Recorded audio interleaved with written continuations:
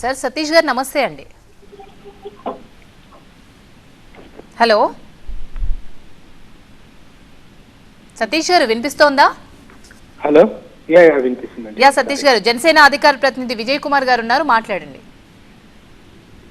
Hi Vijay Kumar గారు. ఒక question అండి. యాక్చువల్లీ జనసేన ఒక థర్డ్ ఆల్టర్నేటివ్ గా స్టేట్ లో ఉంటే స్టేట్ చాలా మంచి జరుగుతుంది కదండి, రైట్? ఆబ్వియస్లీ లైక్ ఇప్పుడు ఈ కమ్మ, రెడ్డి, జగన్, చంద్రబాబు వీళ్ళే కాకుండా ఒక థర్డ్ ఆల్టర్నేటివ్ గా that to like Pawan Kalyan లాంటి మంచి మనిషి ఒక ఆల్టర్నేటివ్ గా ఉండి ఒక ఎదిగి పవన్ లేక వస్తే అది ఐ మీన్ స్టేట్ కి మంచిది, జనాలకి మంచిది, అందరికీ మంచిదే కదండి. కానీ అలా జరగట్లేదు. ఇవేమో ఎప్పుడు సిబిఎన్ అంటే అది ఎలా ప్రొజెక్ట్ అవుతుందంటే ఓకే జగన్ అంటే ఈయనకి ఏదో ద్వేషం, అసూయ సంథింగ్ ఉంది, ఈయన సిబిఎన్ సపోర్ట్ చేయాలి అలా ప్రొజెక్ట్ అవుతుందండి. మేబీ పవన్ కళ్యాణ్కి అలా ఉండకపోవచ్చు, basically like we want him, but అలా ప్రొజెక్ట్ అయ్యి I mean it's going in a wrong direction అన్నది అలా అనిపిస్తుందండి.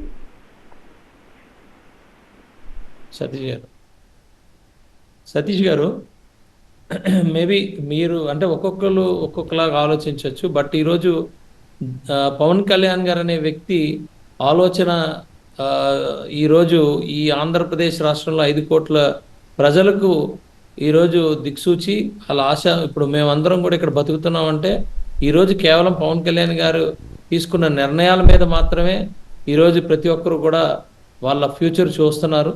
డెఫినెట్గా కొన్ని నిర్ణయాలు ఒక్కొక్కరికి ఒక్కొక్కలా అనిపించవచ్చు, ఒక్కొక్కరి అభిప్రాయం ఒక్కొక్కలా ఉండొచ్చు. ప్రతి అభిప్రాయాన్ని మేము గౌరవిస్తాం. కానీ ఈ ఆంధ్రప్రదేశ్ రాష్ట్రాన్ని మళ్ళా గాడిలో పెట్టి ఆంధ్రప్రదేశ్లో ఉన్న యువతకి భవిష్యత్తు చూపించాలన్నా, ఆంధ్రప్రదేశ్ బాగా ఉండాలన్నా ఈరోజు పవన్ కళ్యాణ్ గారు తీసుకున్న నిర్ణయమే ఉత్తమమైన నిర్ణయం అండి. డెఫినెట్గా ఒక నాయకుడు ఎప్పుడు కూడా ఇలాగే ఆలోచిస్తాడు. స్వార్థంగా ఉండే రాజకీయ నాయకుడు అయితే నేను నిలబడుకోవాలి, నేనే ముఖ్యమంత్రి అయిపోవాలి, నేనే చేసేయాలి అనేది ఉంటుంది. కానీ నిజంగా ప్రజల కోసం ఆలోచించే నాయకుడు ఇలాగే ఆలోచిస్తాడు. బట్ ఒక్కొక్కరు పర్సెప్షన్ ఒకటి, ఒక్కొక్కరు ఒక్కొక్కలాగా ఆలోచిస్తారండి. రైట్ అండి. మరో కాలర్ సంతోష్ కాలిఫోర్నియా నుంచి కాల్ చేశారు. సంతోష్ గారు నమస్తే అండి. నమస్తే సార్. ఒక 2 పాయింట్స్ అండి. సార్, మొన్న జరిగినటువంటి సభ సక్సెస్ అయినందుకు కంగ్రాచులేషన్స్ అండి. అది చాలా బాగా మీటింగ్ చాలా గొప్పగా బాగా జరిగింది. ఒక 2 పాయింట్స్ అంటే ముఖ్యంగా ఈ దొంగ ఓట్లు కానీ లేకపోతే ఓటర్ లిస్ట్ ఆల్టరేషన్ చేసే పరిస్థితులు ఉన్నాయి కాబట్టి వైసీపీ పార్టీ నుంచి అది మీరు జనసేన పార్టీ ఎలా ఎదుర్కొంటారు? దాని గురించి స్టాండర్డ్ గా అంటే కొంచెం గట్టిగా ఏ రకంగా ప్రణాళిక ఉంది? సెకండ్ ఏంటంటే ఎక్కువగా జగన్ను ఊడగొట్టాలి, జగన్ను దించాలి అని బాగా ఫోకస్ ఉంది. కానీ రాష్ట్ర ప్రజలకు అసలు ఏం చేస్తారు? ఈ కూటమి ద్వారా ఎలాంటి అభివృద్ధి సాధిస్తారు? అంటే స్పష్టమైన నిర్దిష్టమైన ప్రకటన, ప్రణాళిక అది 3 పార్టీల నుంచి రావటం లేదు. అంటే జనరిక్ గా అభివృద్ధి అని వస్తుంది, సంక్షేమం అని ఉంది, కానీ ఇంకా కొంచెం డీప్ గా డీటెయిల్డ్ గా ప్రజలకు మేనిఫెస్టో ద్వారా ఇంకా బాగా చెప్పగలిగితే ఇంకా బాగా మంచి రిజల్ట్స్ ఉంటాయండి. దాని గురించి చెప్పండి. ఇంకొకటి సార్, ముఖ్యంగా ఇప్పుడు ఇంకా ఎలక్షన్ టైంలో కేంద్ర ప్రభుత్వ బలగాలను కంపల్సరీగా మీరు రిక్వెస్ట్ చేసుకోవాల్సి ఉంటుందేమో. ఎందుకంటే కొంత రాష్ట్ర పోలీసు కోఆపరేషన్ లేకుండా కొంతమంది పోలీసు వాళ్ళు కూడా వైసీపీ కార్యకర్తలాగా పనిచేస్తున్నారు. ఇంకా దౌర్జన్యం కానీ లేకపోతే ఇంకా తీవ్రమైన దాడులు ఉండొచ్చు. పోలింగ్ బూత్ మేనేజ్మెంట్ చాలా కష్టంగా ఉండొచ్చు. కాబట్టి ఎలక్షన్ టైంలో మనీ పంపింగ్, మనీ డిస్ట్రిబ్యూషన్ చాలా ఎక్కువగా ఉండే ప్రమాదం ఉంది వైసీపీ ప్రభుత్వం నుంచి. కాబట్టి మీరు కేంద్ర ప్రభుత్వ బలగాలను మీరు రిక్వెస్ట్ చేసుకుంటారా? చేసుకుంటే చాలా మంచిది. లేకపోతే రాష్ట్ర ప్రభుత్వం ఇప్పుడు ఉన్నటువంటి పరిస్థితుల్లో అసలు తీవ్రమైన దాడులకు పాల్పడే అవకాశం ఉంది. దాని గురించి ఏమంటారు? నమస్కారం సంతోష్ గారు. దొంగ ఓట్ల గురించి ఆల్రెడీ మేము ప్రతిరోజు మేము అదే పని మీద ఉన్నాం. మేమే కాదు, టీడీపీ కూడా అలాగా ఉంది, బీజేపీ కూడా అదే పని మీద ఉంది. సో క్షేత్రస్థాయిలో బూత్ స్థాయిలో మేము అందరం కూడా ఎక్కడెక్కడ ఏ ఏ ఓట్లు ఎలా ఉన్నాయనేది చాలా క్లారిటీగా తీసుకున్నాం. అదేవిధంగా టౌన్స్లోనే, సిటీస్లో వాటిలోనే కొంచెం ఇబ్బందిగా ఉంటుంది. మీరు చూసే ఉంటారు, ఒక ఒక పక్క తెలుగుదేశం, ఒక పక్క జనసేన, ఒక పక్క బీజేపీ. ఎగ్జాంపుల్ చెప్పాలంటే విశాఖపట్నం నార్త్లో వేలాది ఓట్లు, దొంగ ఓట్లు పోల్ చేసినట్టు, అది ఇది చేసినట్టు సాక్షాత్ ఎక్స్ఎమ్మెల్యే విష్ణుకుమార్ రాజు గారు చూపించారు. నా కాన్స్టిట్యున్సీలో నేను కూడా చూపించాను. అలా చూపించాం.